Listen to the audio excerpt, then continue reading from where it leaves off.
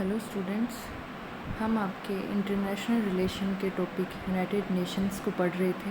इसमें हमने इसके ऑर्गन्स देख लिए थे, जिसमें सुरक्षा परिषद, महासभा, सचिवालय और अंतर्राष्ट्रीय न्यायालय यानी international court of justice cover कर लिया था।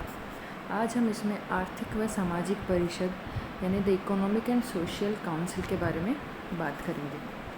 आर्थिक और सामाजिक परिषद इस धारणा पर आधारित है कि अंतर्राष्ट्रीय शांति केवल राजनीतिक विवादों के समाधान पर ही निर्भर नहीं करती है, वरन अंतर्राष्ट्रीय आर्थिक, सामाजिक और उनसे संबंधित अन्य समस्याओं के संबंध में उचित और प्रभावपूर्ण कार्रवाई पर भी निर्भर करती है।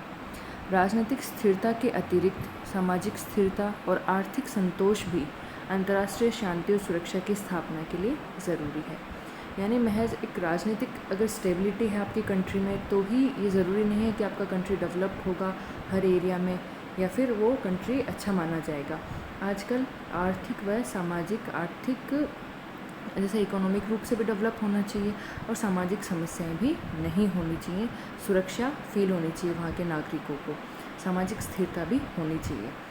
डेलिस के शब्दों में आर्थिक और सामाजिक समस्याएं युद्ध के अंतर्निहित कारण हैं।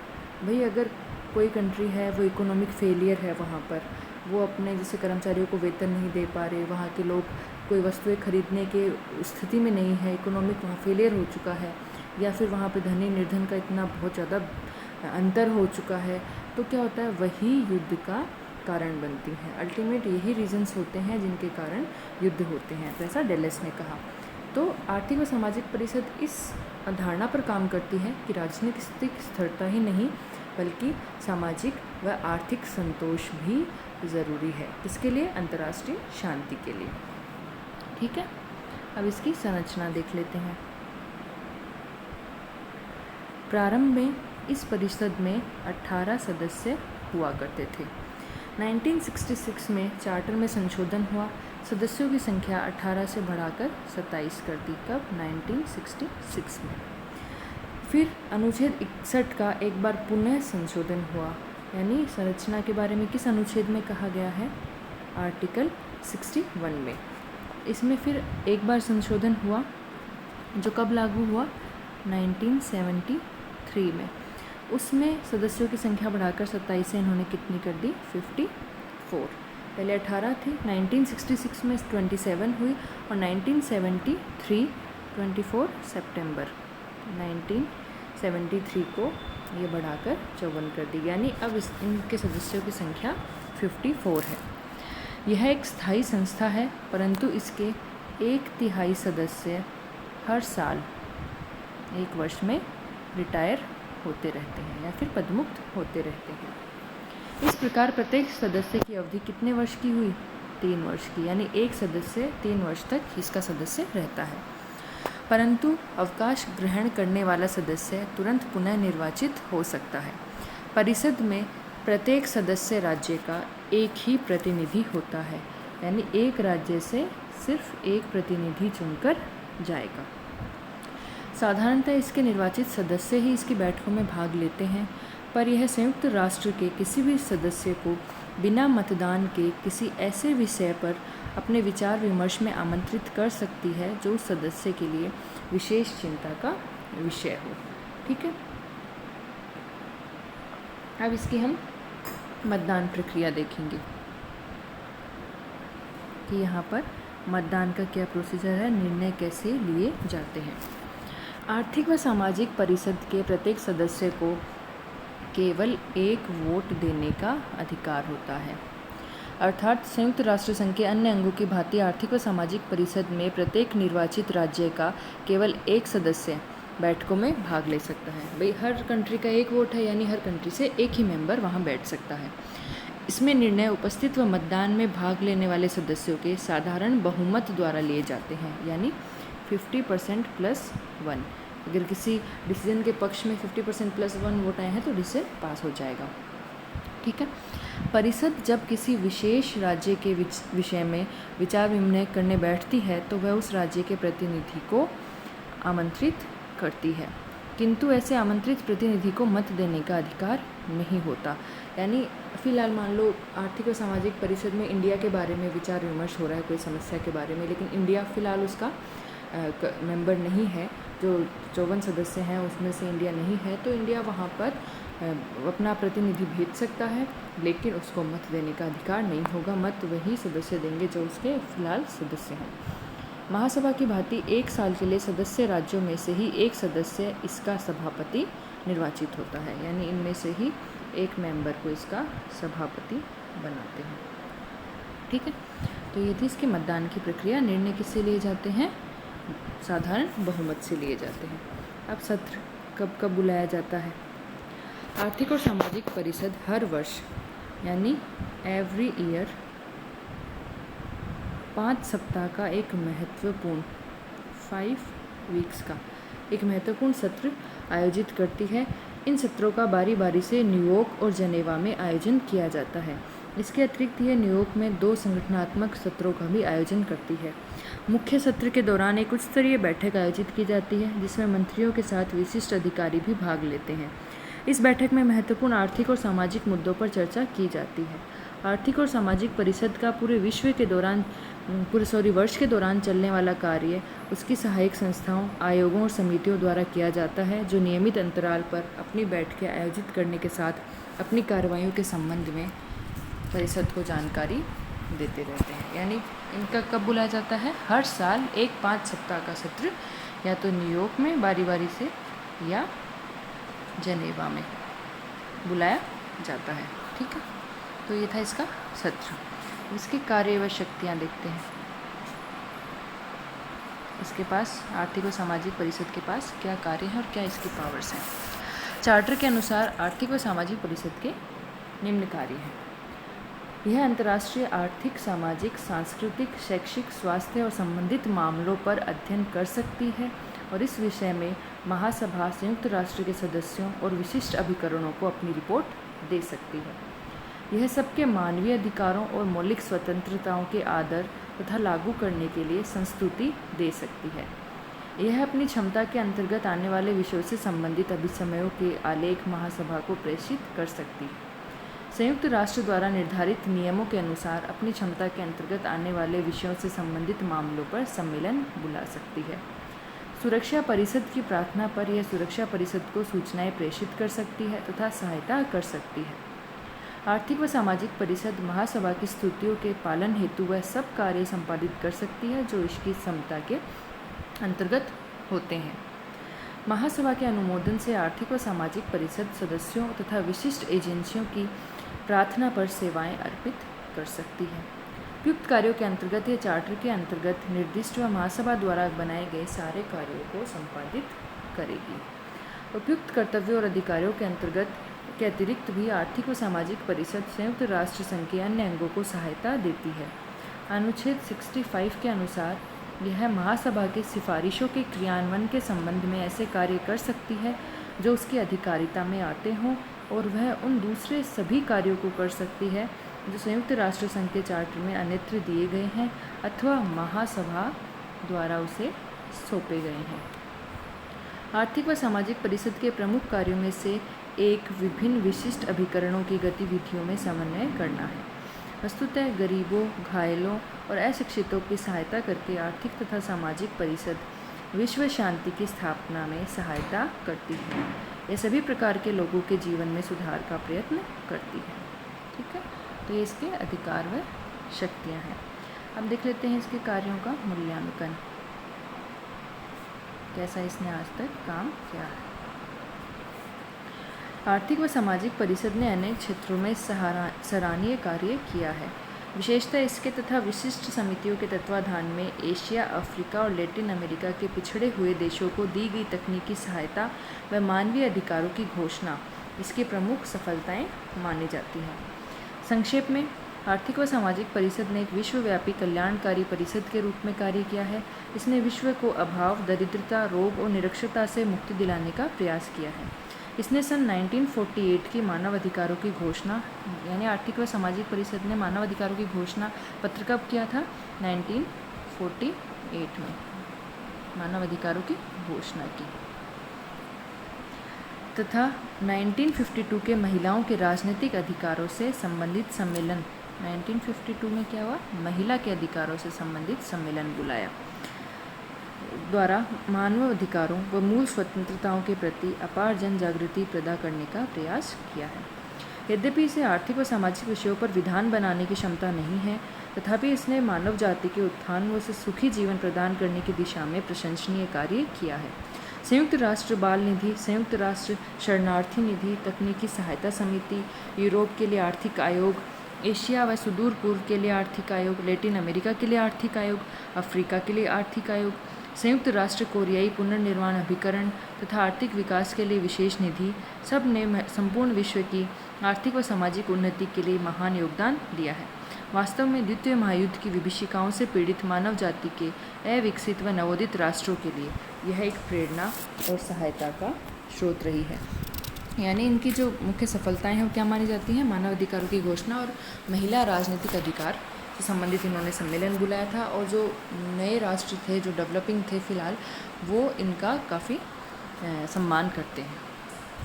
अब हम इसका जो लास्ट ऑर्गन बच गया, न्यास परिषद, उसके बारे में बात कर लेते हैं। न्यास परिषद, द ट्रस्टीशिप काउंसिल, संयुक्त राष्ट्र का 8वां अध्याय, 8th चैप्टर, न्यास परिषद के संबंध में विचार करता है।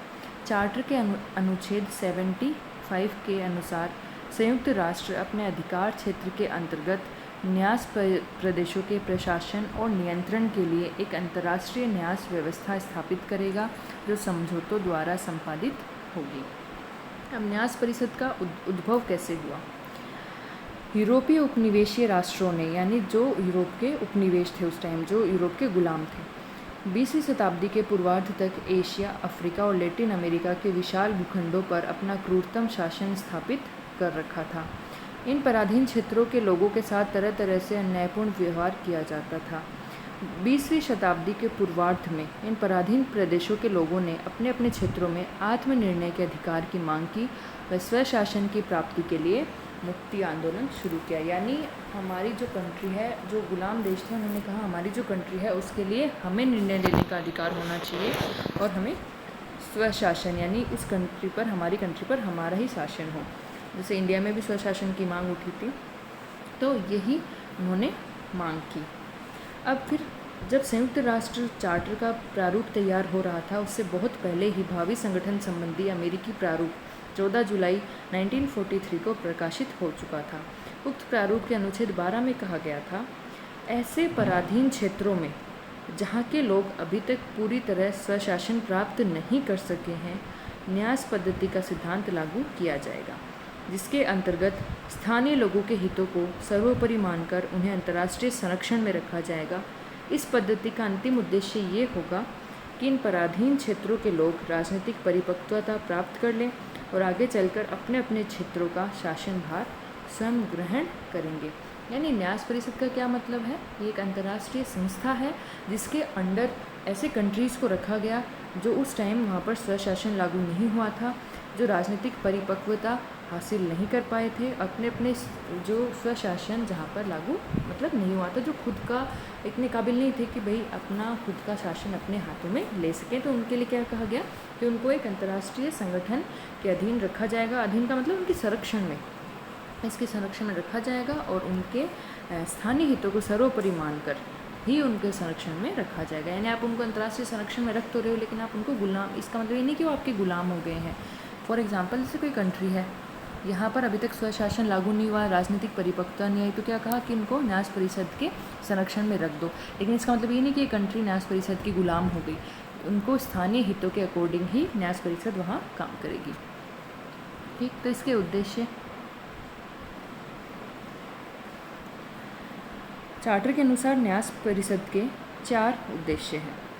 अंतर्राष्ट्रीय शांति और सुरक्षा को बढ़ावा देना, लोगों की राजनीतिक, आर्थिक, सामाजिक और शिक्षा संबंधी उन्नति में सहयोग देना, स्वशासन अथवा स्वतंत्रता के कर्मिक विकास में सहायता देना, फिर जाति, लिंग, भाषा और धर्म का भेदभाव किए बिना सबके लिए मानव अधिकारों और मूल स्वतंत्रताओं के प्रति आस्था बढ़ाना और उनमें यह भाव जगाना कि संसार के सब लोग एक दूसरे पर निर्भर हैं। राष्ट्र सामाजिक, आर्थिक और वाणिज्य संबंधी मामलों में संयुक्त राष्ट्र संघ के सब सदस्यों के और उनके नागरिकों के प्रति समानता का व्यवहार का विश्वास दिलाना। ठीक है, न्यास पद्धति का आप इतिहास देख लेते हैं। इसके 4 उद्देश्य थे।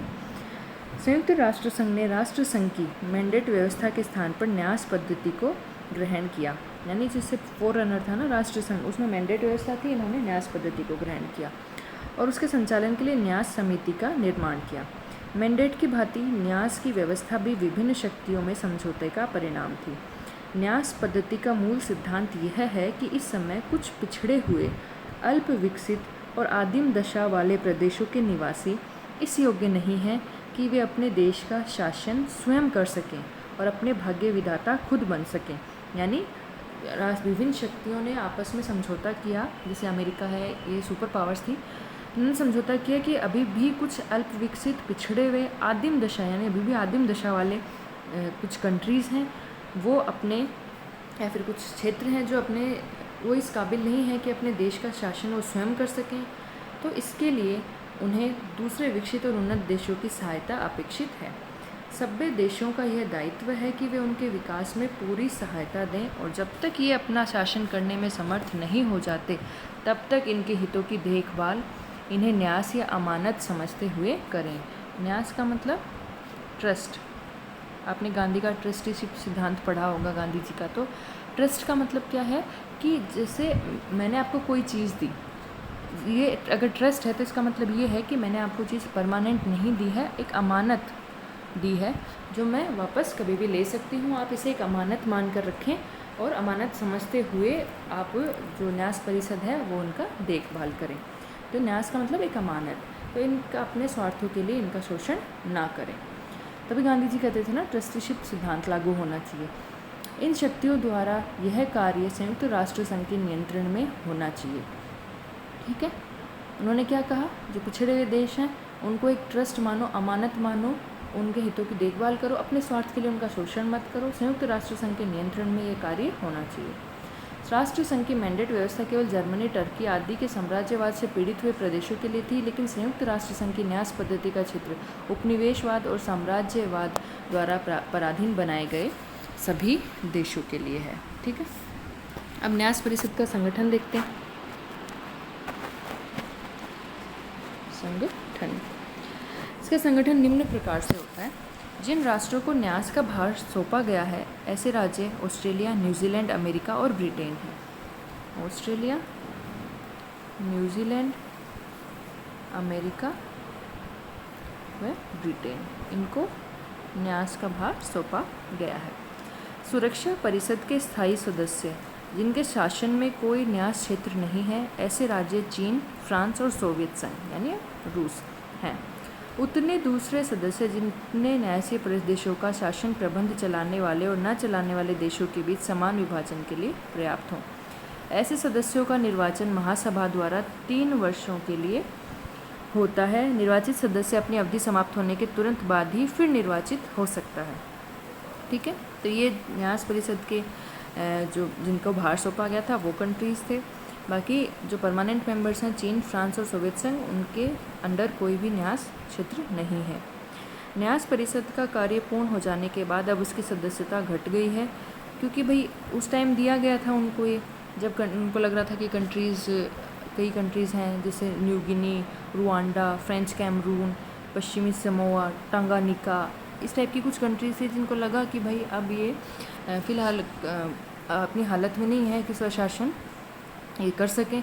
तो अब वो फिर उनको लगा कि अब ये डेवलप्ड हो गई हैं, तो फिर उन्होंने ये न्यास परिषद वाली जो कॉन्सेप्ट थी घट गई, उनकी सदस्य घट गई। अब उसमें सुरक्षा परिषद के 5 स्थायी सदस्य हैं। उसने अपने प्रक्रिया नियमों में संशोधन कर लिया है ताकि जब भी जहाँ भी आवश्यकता हो पहले उसकी बैठक की जा सके। पहले उनकी बैठक रेगुलर होती थी, फिर उन्होंने अपने नियम में संशोधन कर लिया कि अब जब भी ज़रूरत होगी तब बैठक बुलाई जाएगी।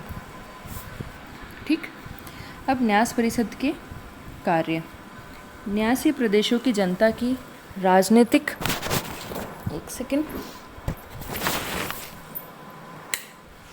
राजनीतिक, आर्थिक, सामाजिक और शिक्षा संबंधी प्रगति के बारे में सूची तैयार करना, जिसके आधार पर शासन प्रबंध चलाने वाली संस्थाएं वार्षिक रिपोर्ट भेजती हैं।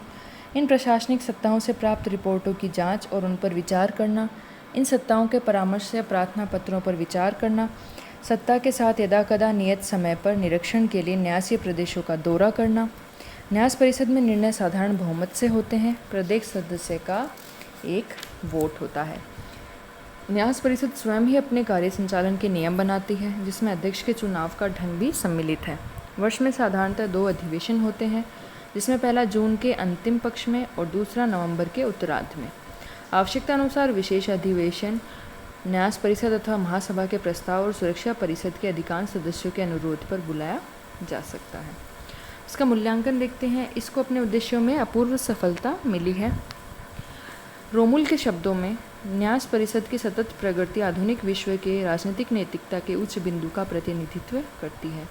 प्लेनो और रिक्स ने लिखा है कि अपनी सफलताओं के कारण न्यास परिषद को विलोपन का सामना करना पड़ रहा है, क्योंकि उनका काम पूरा हो गया, इसलिए अब विलोपन का सामना उनको करना पड़ा। परिषद की सबसे बड़ी उपलब्धि है कि अधिकांश न्यास प्रदेश 15-20 वर्षों की अल्प अवधि में ही गणतंत्र या स्वतंत्र हो गए। पलाऊ के स्वतंत्र होने के साथ ही न्यास परिषद का कार्य लगभग समाप्त हो गया। यानी लास्ट कंट्री लगभग कौन था? पलाऊ, जिसको स्वतंत्रता इन्होंने दे दी कि भाई अब लगा था कि ये अपना स्वशासन खुद कर सकते हैं, तो 15-20 वर्षों में ही सबको स्वतंत्र कर दिया गया। तो ये थे यूनाइटेड नेशंस के डिफरेंट ऑर्गन्स।